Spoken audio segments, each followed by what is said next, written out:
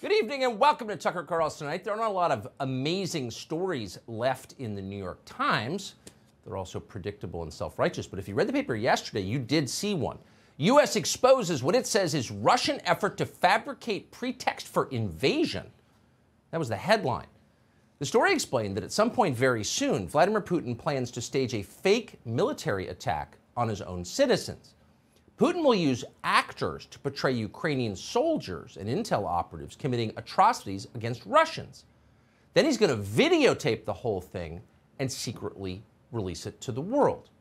When people in the West see the clips of that on Facebook, they'll understand why Putin was justified in invading Ukraine. So it's a psyop. That was the claim. Pretty diabolical. But you may be wondering, how exactly do we know that Vladimir Putin is actually planning to do something like this? Because in real life, the global intelligence world is a very complicated place. People in it rarely tell straightforward truths. So actually, if you were devising propaganda for the Ukrainian government, this might be exactly the kind of story you would place in the New York Times, which of course is compliant. They're on your side. A story like this would give you a way to plausibly deny attacking Russian citizens. Is that what happened here? Well, we don't know. We have no idea if the New York Times account is true or not. Then again, neither does the New York Times. Right in the story, the paper conceded that the Biden officials, quote, would not release any direct evidence of the Russian plan or specified how they learned of it, saying to do so would compromise their sources and methods. Oh, their sources and methods. Those are supposed to be the same sources and methods the CIA is protecting by continuing to hide thousands of documents from 9/11, 2 decades ago, or from the Kennedy assassination almost 60 years ago. Sources and methods. If you live in Washington, you recognize that as the all-purpose justification for everything. State Department spokesman Ned Price knows exactly how this works because Price began his career at the CIA. Watch Ned Price at the briefing yesterday. We have previously noted our strong concerns regarding Russian disinformation and the likelihood that Moscow might seek to create, a false flag operation to initiate military activity. Now, we can say that the United States has information that Russia is planning to stage fabricated attacks by Ukrainian military or intelligence forces as a pretext for a further invasion of Ukraine. Wait a second, Ned Price, what was that? A false flag operation? Really? That's a jarring term to hear from a Joe Biden employee, much less an official, because until yesterday, we were under the impression that false flag operations didn't exist. And to the extent they did exist, it was only within the diseased imaginations of conspiracy theorists like Alex Jones and his minions in QAnon. That's what they told us. But now they're telling us that false flag operations are entirely real, except they never happen here, never in the United States, never in Washington, only in Russia. Okay, we'll let that digest for a minute. CIA veteran Ned Price assures us it's true. Now, normally that would have been the end of it. Reporters would have scurried back to their cubicles to write their breathless little stories about Vladimir Putin's latest false flag operation. And by and large, that's exactly what did happen. The stenographers wrote Ned Price's story. But one of them didn't. That man's name is Matt Lee. He's a State Department reporter for the Associated Press. We know nothing about Matt Lee other than he appears to be a middle-aged man who's been around long enough to ask a skeptical follow-up question or two. And in Washington, that makes him virtually unique. Lee noticed that Ned Price hadn't actually said anything that could be checked or even described in meaningful detail. So Lee asked, hey, Ned Price, what exactly are you talking about? Here's the exchange that followed. Okay, well, that's quite a mouthful there. So you said actions such as these suggest otherwise, suggest meaning they suggest they're not interested in talks and they're going to go ahead with some kind of what action are you talking about? One, the actions I've just pointed to. The fact that Russia continues to engage in disinformation campaigns. You made an allegation that they might do that. Have they actually done it? What we know, Matt, is what I've just said, that they have engaged in this activity, in this planning activity. But let me because obviously this is not the first time we've made these reports public. Whoa. Hold on a second. What are you talking about? That was the question. And it's a good question. You wish you heard it more in official briefings. In fact, you wish you heard it more in everyday life in this country. It's usually the essential question and the first step toward finding out what the truth is. Ned Price, of course, didn't want to answer that question, but Lee kept pressing him. Why didn't Matt Lee just take Ned Price's word for it like everybody else? Well, maybe because this is the very same Ned Price who has a documented history of lying to reporters in the briefing room. Here's Ned Price promising that Kabul would not fall to the Taliban not long before it did fall to the Taliban. The president, from the day he announced that the U.S. military would be withdrawing, except for the troops necessary to protect our diplomatic compounds, was very clear that we have partnered with the Afghan people and with the Afghan government over the course of some 20 years now. That partnership would not diminish in any way with the withdrawal, with the military withdrawal from Afghanistan. Again, we retain a diplomatic compound in Kabul. That is what we intend to retain going forward. Settle down, reporters.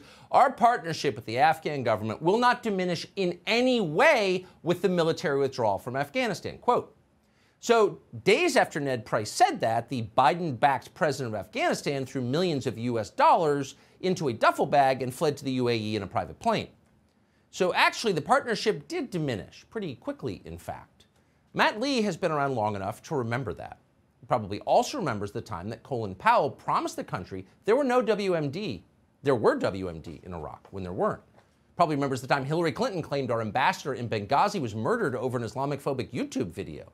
He may remember those two separate occasions not so long ago, when the entire foreign policy establishment in Washington assured us that evil Bashar al-Assad had gassed his own people with poison gas and deserved to be bombed, but at the same time forgot to show us any evidence that it actually happened. We're still waiting on that evidence, by the way. Matt Lee appears to remember stuff like that, and he mentioned it yesterday. Ned, I've been doing this for a long time. I know, that was my point. As You have been doing this for quite a while. You know that when we declassify intelligence information, right. And I we do so in a means. We do so with an eye to protecting sources and methods. Kabul is not going to fall. I remember a lot of things. So where is the declassified information other than you coming out here and saying? Best question ever. Where is the declassified information other than you coming out here and saying it?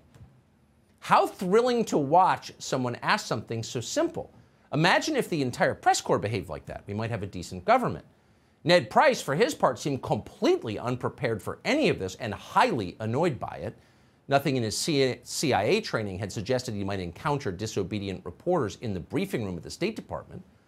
So he stuck with what he had, which was, I said it, therefore it's true. Here he is. We told you a few weeks ago that we have information indicating Russia also has already prepositioned a group of operatives to conduct a false flag operation in eastern Ukraine. So that, Matt, to your question, is an action that Russia has already taken. It's an action that you say that they have taken, but you have shown no evidence to confirm that. So it went on and on like this for minutes. We're not going to play you the whole thing. If you really want to dislike your government, you can look it up for yourself online. We can tell you that Ned Price's superciliousness gets more nauseating as it goes on. It does make you wonder about the CIA. Do they hire people this oily on purpose? Where do they find them? Well, the Georgetown School of Foreign Service, of course. We'll play just one more portion of this exchange in which Matt Lee flips the usual script and accuses Ned Price of sounding like a crazed conspiracy nut. It's beautiful. Watch. What is the evidence that they play? I mean, this is like crisis actors, really? This is like Alex Jones territory you're getting into now. What evidence do you have to support the idea that there is some propaganda film in the making? Matt, this is derived from information known to the U.S. government, intelligence information that we have declassified. I think you know. Okay, well, where is it? Where is this information? It is intelligence information that we have declassified. Well, where is it? Where's the declassified information? I just delivered it. No, you made a series of allegations. One correction. Alex Jones lies far less and is far more credible than Ned Price is. But you see the point. Ned Price lost that exchange. He claimed to have information that he did not have, and Matt Lee persistently called him out on it. So Ned Price just ran out of BS. The BS barrel was empty. So what did he do then? What did Ned Price do then? You know the answer. Ned Price did what they all do when they're cornered. He went right to the lowest personal attack. He didn't call Matt Lee racist. He's probably saving that for next week. But he did suggest that Matt Lee is more sympathetic to Russia than he is to his own country, the United States. He implied that Matt Lee is a shill for Vladimir Putin. Watch. If you doubt the credibility of the U.S. government, of the British government, of other governments, and want to, find solace in information that the Russians are putting out, that is for you to do. I'm not asking what the Russian government is putting out, and what is it supposed to be? So if you're on Russia's side, now in an earlier age, this is the point where Matt Lee would have vaulted the podium and punched Ned Price right in the face. There was a time in this country when calling a man disloyal was a grave and serious charge. You could not let that stand.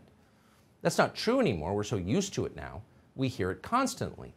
On Wednesday, 2 days ago, during a closed-door briefing in Congress on Russia, Jim Cooper of Tennessee, a Democrat, asked an intelligence briefer to find out if this show is tied to Russia. We're not tied to Russia, of course. It's a cable television program. We're not a diplomatic mission. Jim Cooper, needless to say, knows that. But that's not the point. The point is we've criticized the Biden administration's Ukraine policy. So in retaliation for that, Jim Cooper has asked the intel agencies to dig up dirt on us. To be clear, that's not allowed. It's illegal. It is illegal to use the U.S. government to settle partisan scores or to silence opposition journalists. It is also, by the way, illegal to secretly monitor their electronic communications. But Joe Biden's NSA did that to this show this summer. That happened. We're not speculating about it. The NSA admitted it. And Congressman Cooper admitted what he did today when we asked him, though he was too cowardly to come on the show tonight to explain how he could justify that. This is scary behavior. It's also revealing. After a full year of governing, all the Biden administration can muster when challenged are ad hominem attacks and more spying from the intel agencies. Let's put the intel agencies on them. What they can't do is explain themselves. They don't even try. That's not a sign of strength.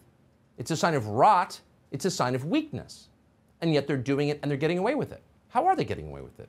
Very simple. They're getting away with it because Republicans are allowing them to get away with it.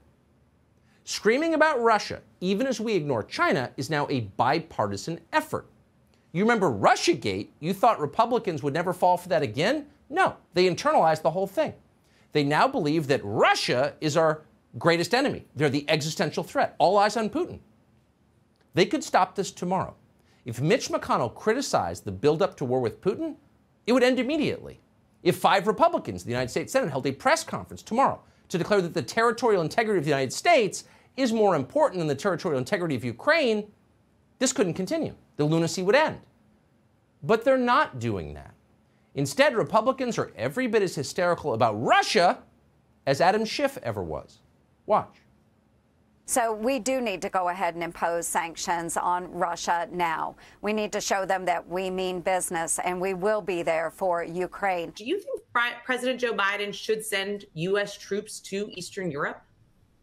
Without delay. It appears to me the administration is moving in the right direction. There needs to be clear consequences for what they do, because we failed to deter, and now you're inviting conflict. It's a very bad situation, and we've left ourselves without many options as a result. I don't think we're providing the deterrents necessary to stop Putin from invading Ukraine. As Putin tries to dismantle NATO and divide NATO, I support President Biden's decision to send more troops in to reinforce NATO.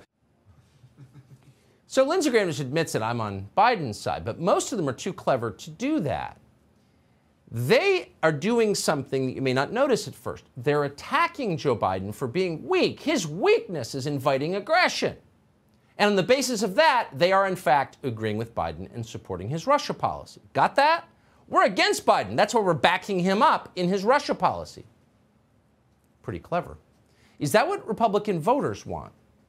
Let's see. If you ask them, they'd probably say, well, why don't we send as much military equipment to the Texas border as we've sent to the Russian border? If someone said that out loud, then maybe the entire country could assess how grotesque Washington's priorities are. Speaking of grotesque priorities, Senator John Cornyn represents Texas, has for a long time. Texas is a state that's had well over 1 million foreign nationals pour into it illegally over the last year, right over the border. That's a far bigger invasion than anything Vladimir Putin is planning in Ukraine. And yet when John Cornyn talks about border security, he's not talking about his own state or even his own country. He's talking about Ukrainian border security. Watch. Make no mistake, an attack on Ukraine is also an attack on America's global security interests and on world peace, and could have cascading consequences that right now are too horrible to contemplate. This is an existential threat to our leadership in the world and to the global order we underwrite, and to our way of life and the way of life of freedom-loving democracies around the world. Freedom-loving democracies around the world. Now, these are people who sit in committee meetings, often with closed doors. What are they doing? Well, they're apparently sicking the intel agencies and anyone who criticizes them. But are they getting unfiltered information from those intel agencies? Are they making wise decisions on the basis of it? Do they have any idea what they're talking about, including the man you just saw? No, of course not. They cloak their ignorance in the usual cliches, freedom-loving democracies like Ukraine. But the truth is, their interests, their beliefs are so far out of alignment with the interests and beliefs of the average person in this country, including their own voters, that once that is exposed to light, they're in trouble. Last point, this is only happening because there is no credible opposition to it in the Congress. Hey, Sean Hannity here. Hey, click here to subscribe to Fox News YouTube page and catch our hottest interviews and most compelling analysis. You will not get it anywhere else.